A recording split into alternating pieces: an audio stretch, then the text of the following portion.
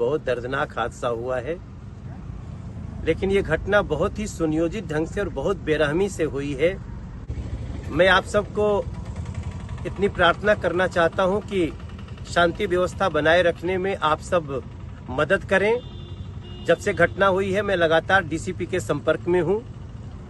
दोषियों को कड़ी से कड़ी सजा होने तक हम चैन से नहीं बैठेंगे और मेरा पूरा विश्वास है कि पुलिस जल्दी ही इस केस में जो आरोपी हैं उनके घरों की भी तलाशी लेगी, क्योंकि हमें जिस प्रकार की घटना हुई है उससे पूरा विश्वास है कि इसके पीछे, इस बेरहमी के पीछे बड़ी साजिश छुपी हुई है।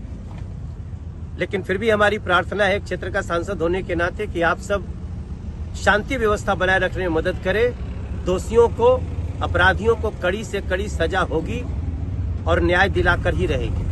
हीरो हीरोइन को 5 स्टार होटल में रखा जा रहा है, हम लोग ऐसे होटल में रखा जा रहा है जैसे हमारा कोई मूल्य ही नहीं है।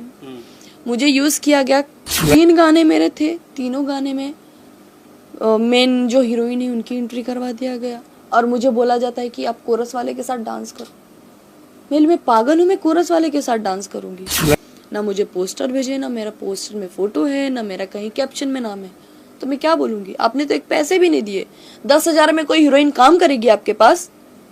कौन काम करेगी? एक तो बात करने की तमीज नहीं है कि कैसी है रे तू, तेरे बारे में जो जैसा बोलते हैं तू वैसी है क्या, तू देखना तो ऐसी। अरे ये कोई बात होती है करने की? फिल्म में काम करती हूँ, मेरा नामो निशान हटा देते। और मुझे वैसे भी किसी की फिल्म में काम करके अपना नाम नहीं लेना है। ऑडियंस मेरी है, मुझे पहचान जाएंगी, मेरा काम देख के पहचानेंगी।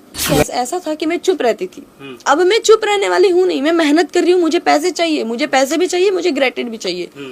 मुझसे बोला गया कि आकांक्षा आप पोस्ट डिलीट कर दो, नहीं तो पंगा हो जाएगा। मैंने बोला क्या पंगा हो जाएगा? कौन मेरा क्या करेगा? आप बुला दीजिए जिस